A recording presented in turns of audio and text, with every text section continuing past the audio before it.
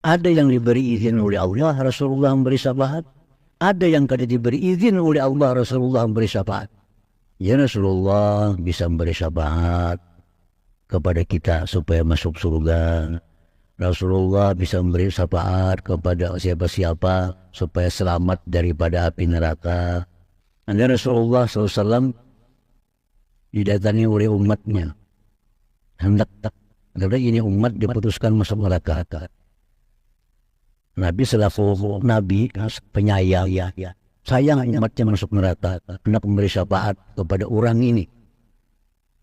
Salli wa sallim ya salam ala nabi khairil anam.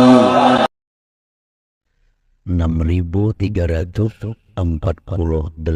ayat sudah termasuk Bismillahirrahmanirrahim di tiap-tiap surah. 6.348 ayat yaitu diturunkan oleh Allah Subhanahu wa Ta'ala kepada junjungan kita Nabi besar Muhammad sallallahu alaihi wasallam selama kurun waktu kurang lebih 23 tahun.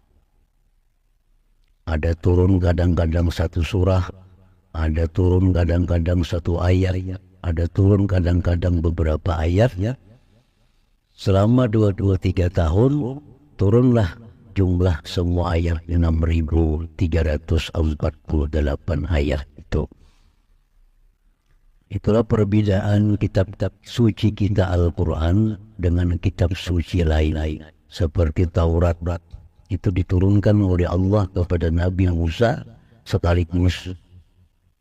Jadi Taurat itu turun kepada Nabi Isa, Zabur turun kepada Nabi Daud, Injil turun kepada Nabi Isa alaihi wassalam, terus sekaligus sebiji turun. Nah, sedangkan Al-Quran ini diturunkan oleh Allah sesuai dengan keadaan yang diperlukan oleh kaum muslimin pada waktu itu. Di antara 6.348 ayat Al-Quran, ada satu ayat yang paling agung yang disebutkan langsung oleh Rasulullah sallallahu alaihi wasallam, a'zamu ayat paling agung ayat. Disebut pula oleh Nabi sallallahu alaihi wasallam sayyidatul ayil Quran, penghulunya ayat-ayat dalam Al-Quran. Kalau surah kita kenal penghulu surah adalah surah Al-Fatihah. Tapi kalau ayat Rasulullah SAW menyebutkan bahwa paling besar, paling agung ayat dalam Al-Quran itu adalah ayatul kursi. Disebut sayyidatul ayil Quran, penghulu segala ayat-ayat dalam Quran itu adalah ayatul kursi yang letaknya di dalam surat Al-Baqarah ayat 255. Para hadirin hadirat sekalian yang dimuliakan Allah, ayat kursi dihitung oleh para ulama berjumlah 50 kalimat. 50 kalimat. Allahu satu kalimat, la dua kalimat, ilaha tiga kalimat, illa huwa dihitung 50 kalimat. Sedangkan huruf-hurufnya ayat kursi itu dihitung oleh para ulama 185 huruf yang ada di dalam ayat kursi. Ayat kursi diturunkan oleh Allah Subhanahu wa Ta'ala kepada Nabi kita di kota Madinah Munawwarah. Sehingga ayat kursi itu disebut ayat Madaniyah karena turunnya di kota Madinah. Ayat kursi dimulai dengan kalimat Allah. Allahu la ilaha illa huwal hayyul qayyum. Allah itu adalah ismun alamun lidzat al-wajibil wujud. Allah itu nama bagi zat yang wajib ada. Allah. Jadi yang bernama Allah itu cuma ada zat yang zat itu wajibul wujud, wajib ada. Selain daripada Allah itu tidak wajib ada. Wajib di sini lain wajib, lawannya sunat haram itu lainnya wajib akal. Artinya wajib di sini wajib la yatasawwaru bil aqli adamu, yang tidak terupa pada akal tiadanya. Itu Allah Subhanahu wa ta'ala.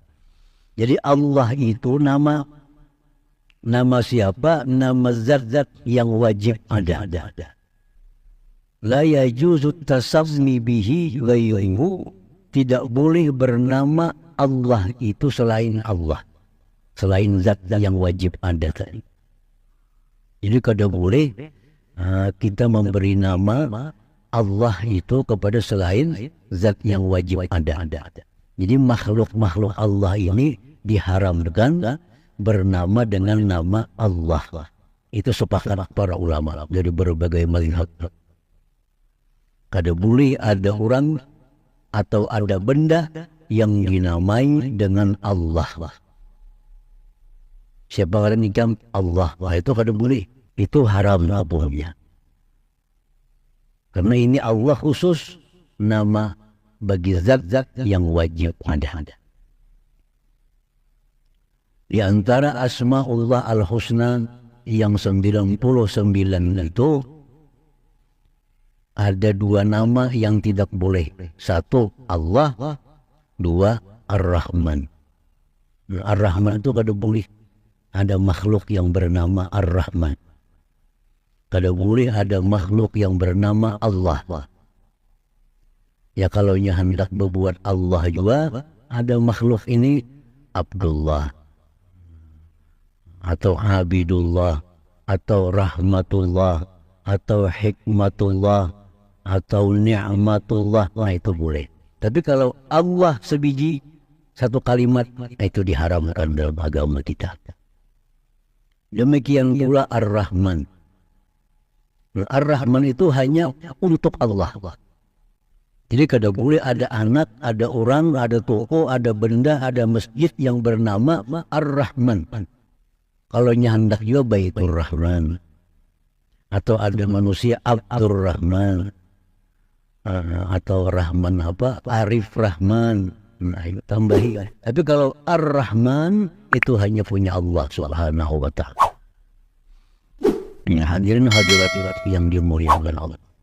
Jadi Allah itu nama bagi zat yang wajib ada.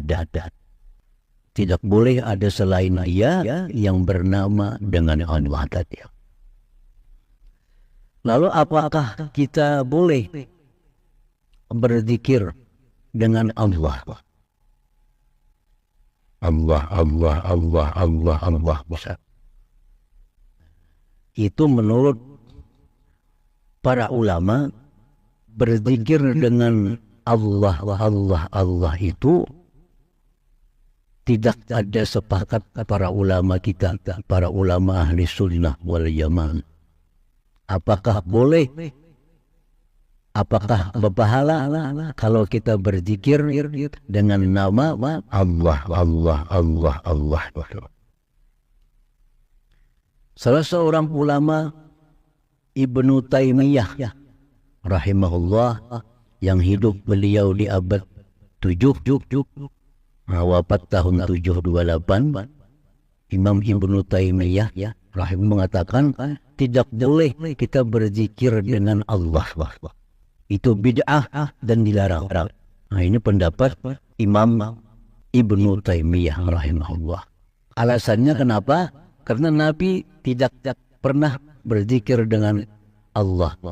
Allah itu dari sidin kada sempurna kalimatnya. Kalau Allah itu aja mesti ada Subhanallah kah, Alhamdulillah kah, La ilaha illallah kah? Kalau Allah semata, Allah, kenapa Allah?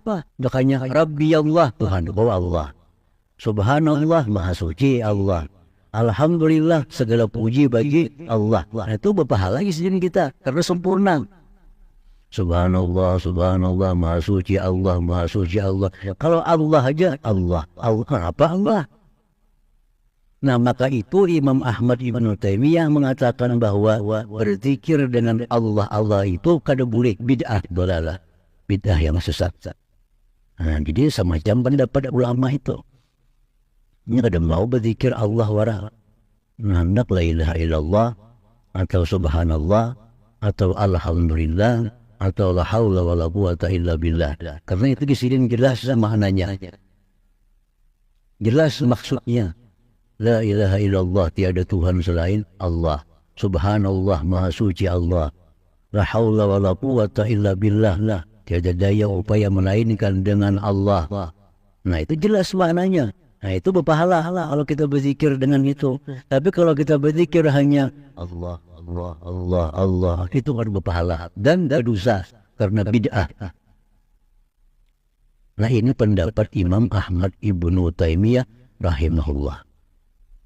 Jadi itu pendapat ada dan itu diamalkan oleh sebagian pengikut beliau. Kalau kita berzikir di Makkah kah, kita di Madinah kah, Allah, Allah, Allah, ada namun agur ya buan Ahmad Ibnu Taimiyah ini orangnya berarti yang kada memberiakan kita berzikir dengan Allah, Allah, Allah itu. Nah, hadirin hadirat yang dimuliakan. Kemudian di antara ulama lagi pendapat macam Imam Ghazali rahimahullah yang wafat di tahun 505 atau Imam Ar-Ramli yang wafat pada tahun 1004 Hijriah, dan seperti yang lainnya daripada selain kedua ulama ini mengatakan bahwa berzikir nama Allah itu adalah sunat, berpahala, baik. Nah, jadi anda kira membaikkan. Jadi kita berzikir Allah, Allah, Allah, Allah, Allah, itu baik dan berpahala. Ini pendapat dari Imam Al-Ghazali rahimahullah, Imam Ar-Ramli rahimahullah, Imam Ash-Shibli rahimahullah. Banyak lagi para ulama-ulama yang mengatakan sunat dan baik berzikir dengan Allah, Allah, Allah. Nah, ini yang kebanyakan dipakai di tempat kita, pendapat Imam Ghazali ini. Imam Shibli yang wafat pada tahun 300-an Hijriah. Karena Rasulullah SAW bersabda dalam sebuah hadisnya, tidak akan kiamat dunia ini kalau masih ada orang yang mengucap Allah, Allah. Nah, ini alasan Imam Ghazali bahwa mengucap Allah, Allah itu adalah baik dan sunnah. Buktinya apa? Ujar Nabi, tidak akan terjadi kiamat kalau masih di muka bumi ada orang yang mau mengucap Allah, Allah. Nah, jadi anak umat Imam Ghazali boleh kita berzikir Allah, Allah, Allah, Allah, Allah, Allah, Allah 1000 sehari. Namun hendak umat Imam Ibnu Taimiyah tadi jangan Allah, ganti subhanallah, subhanallah, alhamdulillah, alhamdulillah. Nah, itulah perbedaan pendapat di antara para ulama. Kemudian kalimat yang kedua, la ilaha illallah hayyul qayyum. Itu berapa kalimat? La ilaha illallah hayyul qayyum. Allahu bermula Allah. La ilaha, tidak ada Tuhan illahu, kecuali dia. Al-Hayyul Qayyum, yang maha hidup, dan Qayyum, yang maha berdiri sendiri dan mengatur segala makhluk. Ini sudah 3 dalamnya Asmaul Husna. Pertama Allah, yang kedua Al-Hayyu, yang ketiga Al-Qayyum. La ilaha Allah wa la ilaha illallah al-Hayyul Qayyum. Jadi ayatul kursi ini adalah usul daripada ilmu tauhid selain qul huwallahu ahad. Usul daripada ilmu tauhid menerangkan tentang keesaan Allah Subhanahu wa taala, tentang segala sifat-sifat Allah Subhanahu wa taala itu ada dalam ayat kursi. Tidak ada Tuhan selain Dia, Al-Hayyu yang maha hidup, Al-Qayyum yang berdiri sendiri dan mengatur makhluknya. Dari Al-Hayyu Al-Qayyum itu tersimpul sifat ma'ani yang 7. Dalam sifat 20 itu ada sifat ma'ani 7 sifat. Qudrat, iradat, ilmu, hayat, sama, basar, kalam. Nah dalam Al-Hayyul Qayyum itu sudah cukup 7 sifat pas itu ada. Allah yang maha hidup, Al-Hayyu, Al-Qayyum yang berdiri sendiri dan yang mengatur segala makhluknya. Bila orang itu mengatur segala makhluknya, sudah jelas berarti dia kuasa, berarti dia berkehendak, berarti dia melihat, berarti dia mendengar, berarti dia berkata-kata. Maulah orang mengatur kada melihat, maulah orang mengatur kada mendengar, ada mau. Nah jadi dari la ilaha illallah hayyul qayyum, nah, itu sudah lengkap sifat ma'ani, sifat yang 7 dari sifat 20 itu. Nah itu adanya dalam ayat-ayat ini, sehingga disebut ayat yang paling agung dalam Al-Quran Al-Karim. Karena banyak mengandung segala macam ilmu di dalam ayat kursi itu. La ta'khudhuhu sinatun wala naum. Sambungannya. La ta'khudhuhu, tidak datang kepada Allah sinatun, mengantuk, wala naum, tidur.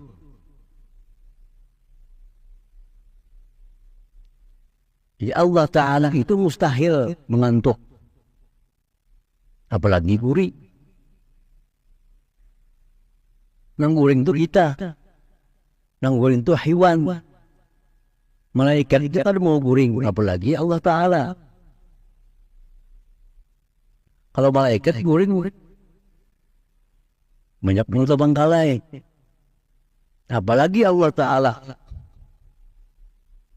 Ada malaikat rakib sebelah kanan untuk mencatat amal.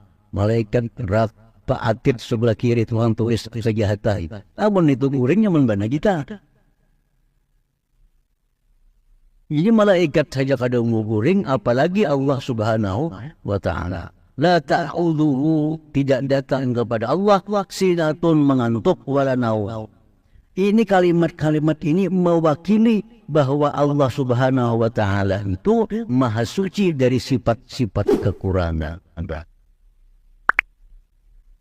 Karena menganggap itu sifat kekurangan, apalagi orang guring, makin sifat kurang. Nah Allah Ta'ala mustahil mengantuk, mustahil guring, dan ini adalah mewakili segala sifat-sifat kekurangan. Allah Subhanahu wa Ta'ala mustahil, arti mustahil itu kada masuk di akal. Mustahil itu artinya la yatasawwaru bil aqli wujuduh. Mustahil Allah Ta'ala itu kada masuk di akal. Allah Ta'ala itu mengantuk, guring, dan segala sifat-sifat yang kurang bagi Allah Subhanahu wa Ta'ala. Jadi la ta'khudhuhu sinatun wala naum.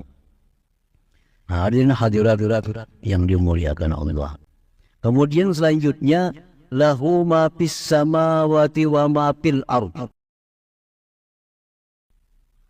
Lahu ma fis samawati wa ma fil ardh. Milik Allah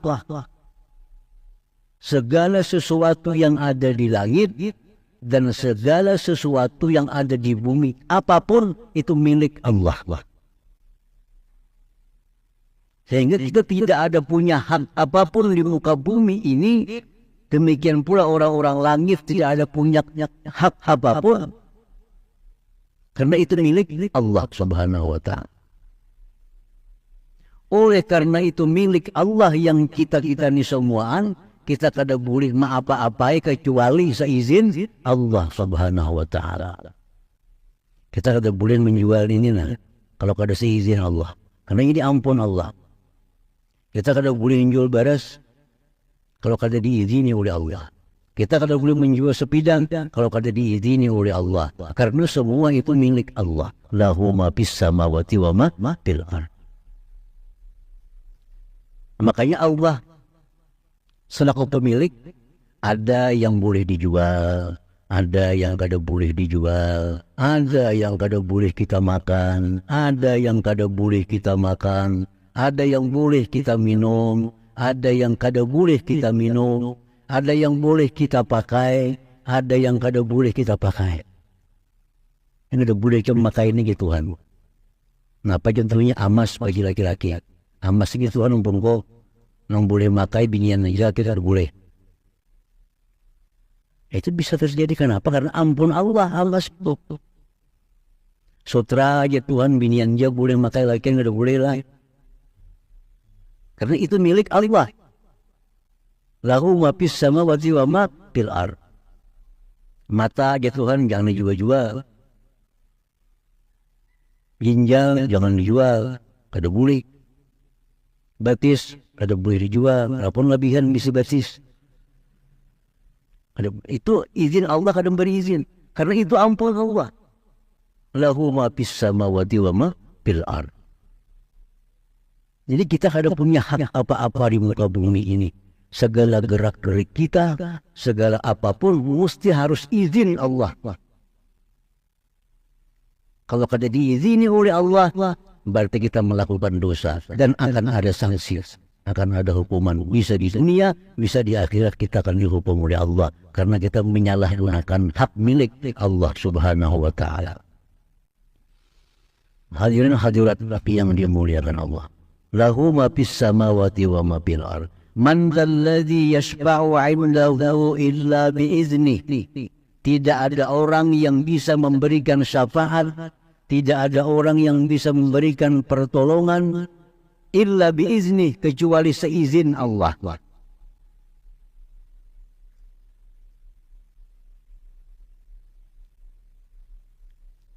Baik di dunia maupun di akhirat. Tidak ada bisa siapapun yang memberi syafaat kecuali seizin Allah. Ini ya Tuhan boleh ditolong, ini jangan ditolong.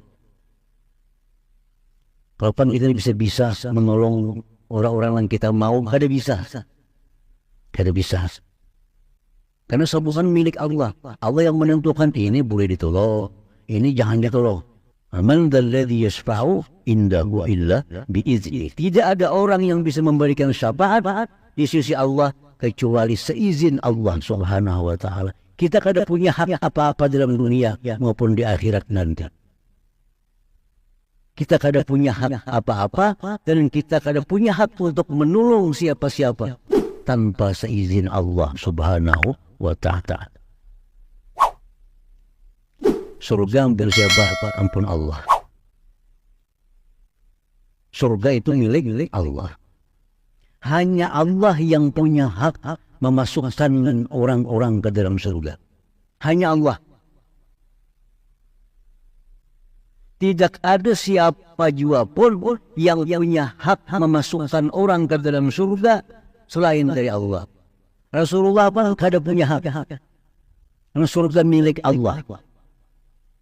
Kalau mengatakan Rasulullah punya hak memasukkan orang ke dalam surga, berarti orang ini menempatkan sifat ketuhanan kepada Rasulullah SAW. Jadi kada punya hak. Rasulullah sendiri kada punya hak ke surga. Kada hawa. Haikam sini ke neraka, kada hawa. Karena Rasulullah kada punya hak. Rasulullah bisa memberi syafaat di akhirat, tapi dengan izin Allah Subhanahu wa taala. Ada yang diberi izin oleh Allah, Rasulullah memberi syafaat. Ada yang kada diberi izin oleh Allah, Rasulullah memberi syafaat. Abu Lahab, Allah kada beri izin, jangan beri syafaat. Ini boleh beri syafaat. Ini Rasulullah pun selaku hamba yang paling agung, manusia paling sempurna, paling dikasihi oleh Allah, paling mulia manusia, bisa memberi syafaat seizin Allah. Dan yang diberi syafaat pun siapa? Harus seizin Allah. Karena Allah yang punya hak dengan surga. Allah yang punya hak dengan neraka. Kalau orang mengatakan bahwa Rasulullah atau sipulan-sipulan berhak memasukkan orang ke dalam surga, ini musyrik. Kenapa musyrik? Karena menampatkan sifat Tuhan kepada makhluknya. Menampatkan hak Tuhan kepada makhluknya. Ya Rasulullah bisa memberi syafaat kepada kita supaya masuk surga. Rasulullah bisa memberi syafaat kepada siapa-siapa supaya selamat daripada api neraka. Itu seizin Allah Subhanahu wa Ta'ala. Orang-orang yang diberi syafaat pun harus seizin Allah Subhanahu wa Ta'ala. Anda Rasulullah SAW didatangi oleh umatnya. Hendak ini umat diputuskan masuk neraka. Nabi selaku Nabi penyayang, sayang umatnya masuk neraka, hendak memberi syafaat kepada orang ini. Lalu Allah berfirman, jangan yang beri syafaat. Kada boleh. Kenapa ya Allah ajar Nabi kita? Karena ini orang khasmuhu Ramadan. Orang ini musuhnya bulan Ramadan. Orang yang musuhnya bulan Ramadan, kau tidak boleh beri syafaat, dia ajar Tuhan. Jadi Nabi kita pun ada bebas memberi syafaat atau mesti seizin Allah Subhanahu wa Ta'ala. Orang yang musuhnya Ramadan, ya Tuhan jangan kau beri syafaat. Nah, siapa musuhnya Ramadan, Nabi kita kada diberikan Tuhan beri syafaat itu. Ini orang yang pada bulan Ramadan itu kada menghargai dengan bulan Ramadan. Melakukan maksiat terang-terangan di bulan Ramadan, ada puasa di bulan Ramadan. Nah, ini musuhnya Ramadan. Ramadan bulan yang agung, yang mesti dihormati, yang mesti dibesarkan, ini kada. Kalau tahu Ramadan tetap maksiat terang-terangan. Kalau tahu bulan Ramadan tetap main judi. Kalau tahu Ramadan tetap minum arak. Kada tidak menghormati bulan Ramadan. Nah, orang seperti ini Allah kada memberi izin Nabi kita untuk memberikan syafaat kepada dia. Nah, jadi Nabi sendiri pun kada bebas memberi syafaat seizin Allah juga. Karena Allah pemiliknya. Lahu ma fis samawati wa ma fil ardh man dzal ladzi yashfa'u 'indahu illa bi'idznih.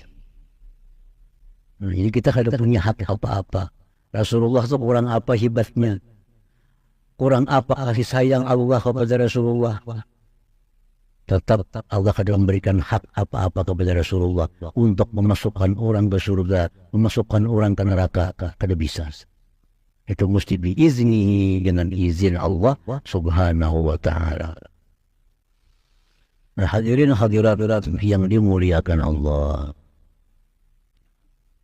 Ya'lamu ma baina aydihim wa ma khalfahum.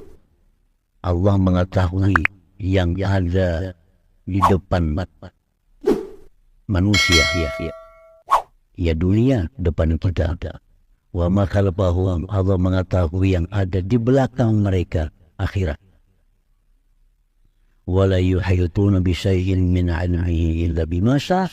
Dan manusia-manusia ini, makhluk-makhluknya ini tidak bisa meliputi sesuatu daripada pengetahuan Allah kecuali yang Allah kehendaki. Sehebat apapun manusia kada akan bisa mengetahui apa yang diketahui oleh Allah Subhanahu wa Ta'ala.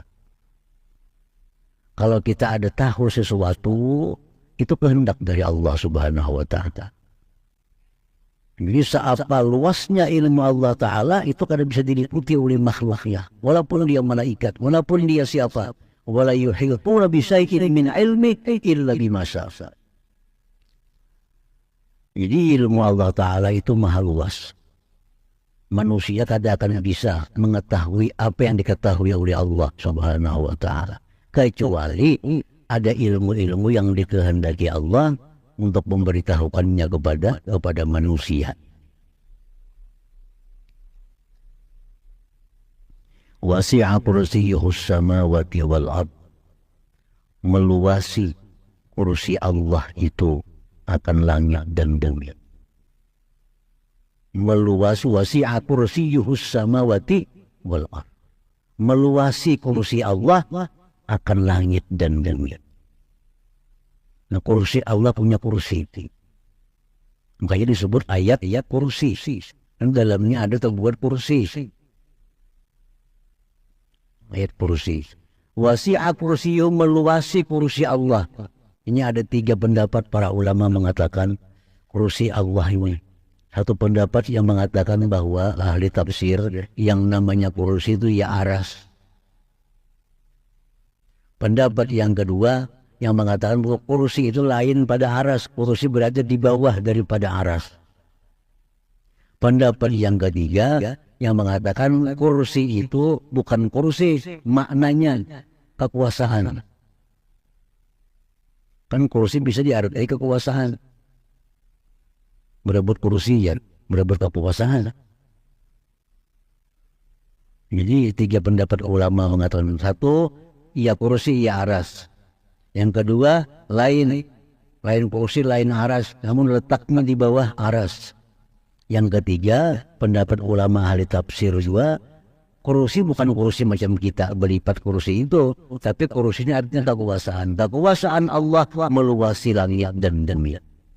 Tidak ada sesuatu pun di langit bumi ini yang di luar daripada kuasa Allah Subhanahu wa ta'ala. Dimanapun di langit bumi tidak ada yang di luar kekuasaan Allah Subhanahu wa ta'ala. Karena kekuasaannya meluasi langit dan bumi. Nah, hadirin hadirat yang dimuliakan Allah. Wala ya'udzuhu hifdzuhuma. Allah tidak sulit. Allah tidak lemah. Allah tidak susah menjaga, memelihara langit dan bumi ini. Wala ya'udzuhu hifdzuhuma. Allah kada susah, Allah kada lemah untuk menjaga seapa luas langit dan bumi ini. Sehingga tidak ada sesuatu apapun yang terjadi di langit bumi melainkan dikehendaki oleh Allah. Di langit dan bumi ini apapun terjadi, sekecil apapun terjadi, itu pasti dikehendaki oleh Allah, pasti diketahui oleh Allah, pasti dilihat, didengar oleh Allah Subhanahu wa ta'ala. Wala ya'uduhu hifdzuhuma. Allah tidak susah menjaga langit dan bumi. Nah, itu i'tikad dalam hati. Ini bagian dari ilmu tauhid, bahwa tidak ada sesuatu pun di alam semesta ini yang terjadi melainkan dikehendaki Allah, melainkan dilihat, diketahui oleh Allah Subhanahu wa ta'ala. Dan Allah tidak susah menjaga langit dan bumi. Wala ya'uduhu hifdzuhuma wa huwal 'aliyyul 'azim, dan dia yang maha tinggi dan yang maha agung. Nah, inilah ayat kursi. Ayat kursi ini tadi disebut a'zamu ayatin bil Quran, paling agung ayat di dalam Al-Quran. Atau disebut sayyidah ayat Quran, penghulu ayat-ayat Al-Quran. Jadi kalau ada orang bernazar, apabila berhasil hendak membaca ayat Quran yang paling harap, berarti membaca ayat kursi. Aku bernazar bila aku berhasil aku hendak membaca penghulu ayat Quran, berarti yang dibaca harus ayat kursi. Karena Nabi kita mengatakan ayat kursi ayat paling agung, ayat kursi adalah penghulunya segala ayat di dalam kitab suci Al-Quran. Hadirin hadirat yang dimuliakan Allah. Rasulullah sallallahu alaihi wasallam bersabda, man qara'a ayatal kursi fi duburi kulli salatin lam yakun bainahu wa baina ayyadkhulal jannah illa ayyamut fa in mata dakhalal jannah. Akhrajahul Baihaqi fi Syu'abil Iman. Ujar Nabi, barang siapa yang membaca ayat kursi sesudah tiap-tiap sembahyang fardu, tidak ada antara dia dan surga melainkan kematian. Jika dia mati, dakhalal jannah, dia masuk surga. Nah, ini keutamaan ayat yang paling agung. Barang siapa yang membaca ayat kursi setiap sesudah sembahyang fardu, setiap sesudah sembahyang fardu, zuhur baca ayat kursi, habis asar baca ayat kursi, habis subuh baca ayat kursi. Kelima waktunya Dia baca ayat kursi bila imba sembahyang fardu. Ujar Nabi kita, tidak ada antara dia dan surga melainkan hanya kematian. Jika dia mati, dakhalal jannah, masuk surga.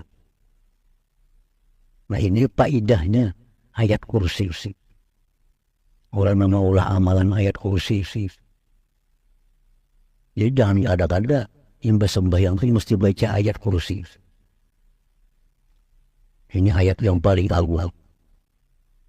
Habis sembahyang kasar dah. Misalnya jamaah takdim, sampai dia baca ayat kursi. Tentang zuhur jamaah takdim baca ayat kursi, berdiri kamat pada bapak. Masih ada waktunya. Nah bila kita kau merutinakan hari-hari ini sembahyang fardu ayat kursi, sembahyang fardu ayat kursi, maka jar Nabi antara kita lawan surga tinggal mati aja lagi, tak mati tidak ya surga. Akhrajahul Baihaqi fi Syu'abil Iman. Jadi ini amalan yang patut diamalkan oleh kita bertahan.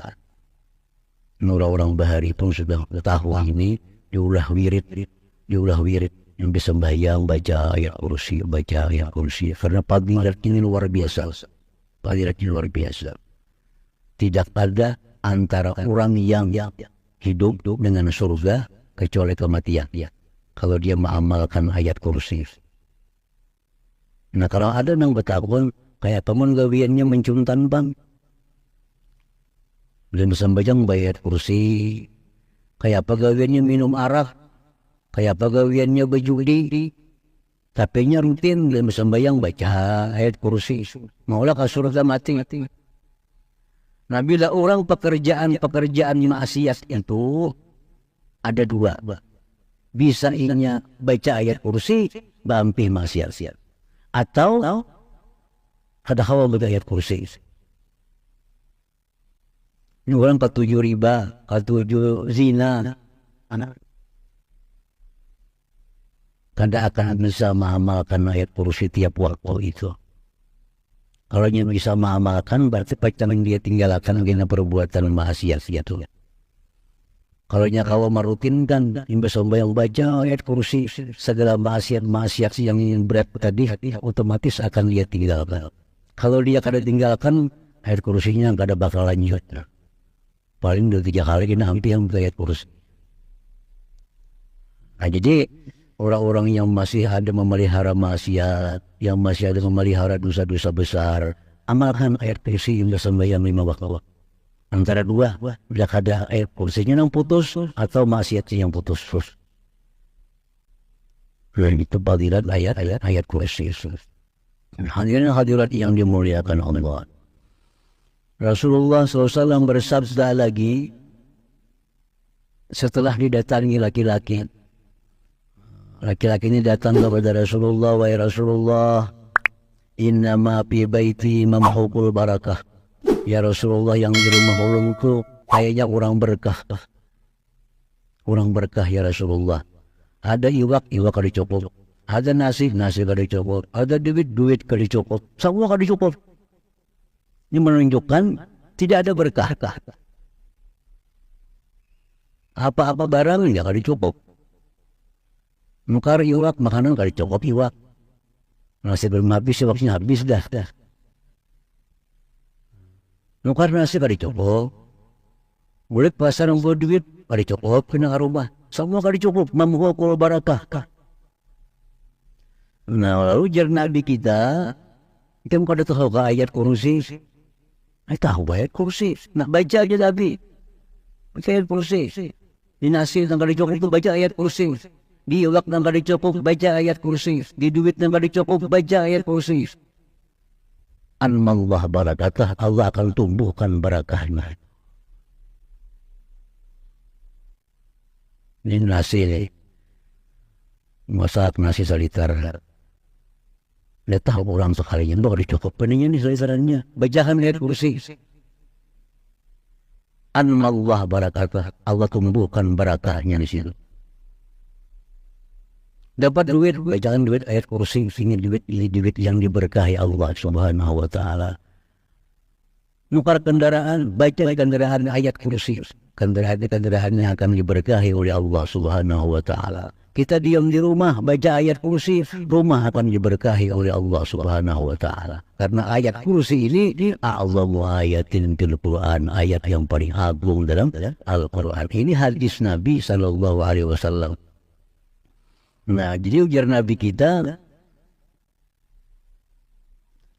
matuliyat ala ta'amin wala idamin illa anmallah barakata dzalika ta'am wal idam. Tidak dibacakan ayat kursi itu pada makanan, pada gangan lauk pauk, melainkan Allah tumbuhkan berkah di situ. Jadi apapun yang kita bacakan ayat kursi itu akan ditumbuhkan Allah berkah sesuatu itu. Nah, ini antara lain keagungan dan kemuliaan ayat kursi. Allahu la ilaha illa huwal hayyul qayyum la ta'khudhuhu sinatun wa la nawm lahu ma fis samawati wa ma fil ard man dzal ladzi yashfa'u 'indahu illa bi iznihi ya'lamu ma baina aydihim wa ma khalfahum wa la yuhituna bi syai'in min 'ilmihi illa bima syaa wasi'a kursiyyuhu as-samawati wal ard wa la yahuduhu hifdzuhuma wa huwal 'aliyyul 'azim. Jadi mudah-mudahan Allah berikan kita taufik, Allah berikan kita hidayah sehingga bisa mengamalkan apa-apa suruhan Nabi kita tentang membaca ayat kursi